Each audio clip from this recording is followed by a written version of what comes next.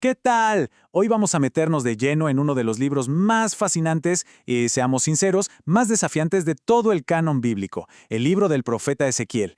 Es un texto que ha dejado perplejos a lectores por siglos, pero que esconde un mensaje de una importancia vital. La pregunta que muchos se hacen es, ¿por qué Ezequiel tiene esa fama de ser tan raro, tan difícil de entender? Si alguna vez alguien ha abierto este libro y se ha sentido un poco perdido, pues que sepa que no es el único. Es una reacción bastante común. Para empezar, su tamaño es, digamos, considerable. Estamos hablando de 18.732 palabras. Esto lo convierte en el cuarto libro más largo de la Biblia hebrea. Es un texto denso, extenso y que pide un compromiso serio para poder abordarlo. Pero no es solo el tamaño, ¿eh?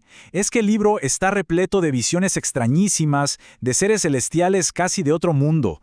Usa un lenguaje que puede ser muy gráfico, provocador, y presenta una imagen de Dios que a muchos les resulta dura, casi sin gracia. De hecho, ha sido tan problemático que, históricamente, hasta los expertos a menudo lo han dejado de lado. Entonces, ¿cómo le entramos a este mensaje? Bueno, la idea es usar un juego de 3 claves para descifrarlo. Vamos a ver primero al profeta, después a su audiencia y finalmente su mensaje. Así al final vamos a entender por qué este libro antiguo sigue siendo tan relevante hoy. Vamos a arrancar con el profeta. Porque aunque el libro parezca una caja fuerte, de esas bien cerradas, la primera clave para abrirla es sin duda entender al hombre detrás de la profecía. Aquí está nuestra primera clave entonces. Para entender el libro, primero hay que entender al hombre.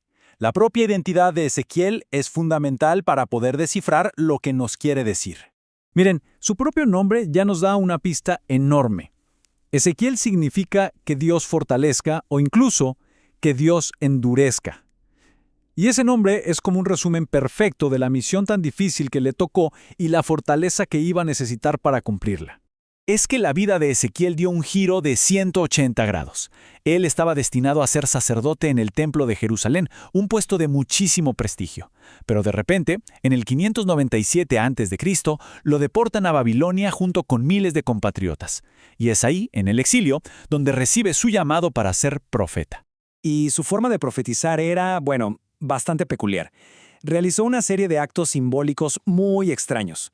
Se quedaba mudo por largos periodos, se acostaba en el suelo atado y desnudo por días, cavaba agujeros en las paredes de su casa e incluso, cuando su esposa murió, mostró una especie de parálisis emocional. Y ojo, no eran acciones al azar, eran su mensaje hecho carne y hueso. Hay una frase que lo resume todo a la perfección. Ezequiel no solo entregaba un mensaje, él lo vivía, lo sufría en su propio cuerpo. Se convirtió literalmente en una señal viviente para el pueblo. El medio era el mensaje. Bien, pasemos ahora a la segunda clave, la audiencia. Entender a quién se dirigía Ezequiel es crucial. ¿Por qué? Porque sus palabras estaban diseñadas específicamente para la mentalidad de la gente que lo escuchaba. El contexto histórico es una catástrofe nacional. No hay otra forma de decirlo. Ezequiel y su gente eran exiliados, arrancados de su tierra. Y mientras estaban allá en Babilonia, les llega la noticia más devastadora. Su ciudad sagrada, Jerusalén, y su templo habían sido completamente arrasados. La mentalidad de esta comunidad era muy contradictoria. Por un lado, sentían un gran resentimiento y cinismo hacia Dios por haber permitido el exilio. Pero por otro lado, se aferraban a una confianza ciega en que las promesas de Dios eran incondicionales y que al final nada realmente malo les podía pasar. Y esto es fascinante. La gente iba a escuchar a Ezequiel, pero lo trataban casi como un espectáculo. Oían sus profecías como si fueran canciones de moda, pero se negaban rotundamente a actuar. Eran una audiencia endurecida, muy resistente a su mensaje. Esto nos lleva a la tercera y última clave, el mensaje en sí, porque el libro tiene una estructura muy deliberada. Es un argumento que se desarrolla en 2 fases, como una estrategia para primero demoler y después reconstruir la fe de toda una nación. Esta falsa seguridad del pueblo se apoyaba en 4 pilares: la promesa de la tierra, el pacto con Dios, la dinastía del rey David y, el más importante de todos, la presencia de Dios en el templo. Estaban convencidos de que estas promesas eran garantías eternas, incondicionales.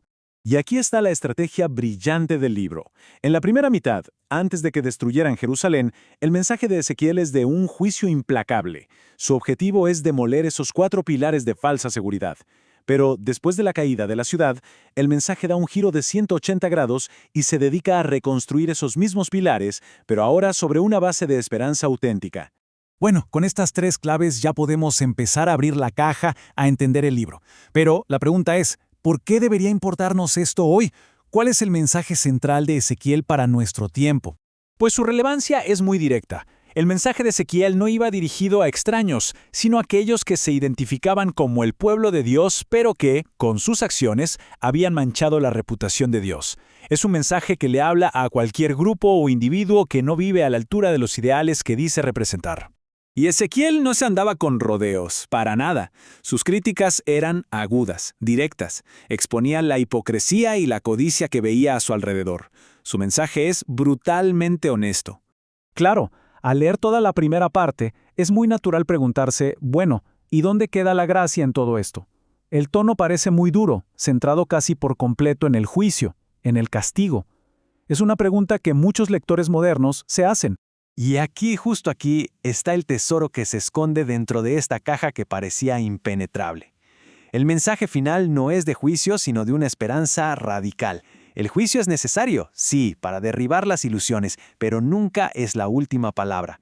El libro revela que la verdadera restauración viene de una transformación interna, una muy profunda, simbolizada por esa famosa promesa de Dios de reemplazar un corazón de piedra por un corazón de carne.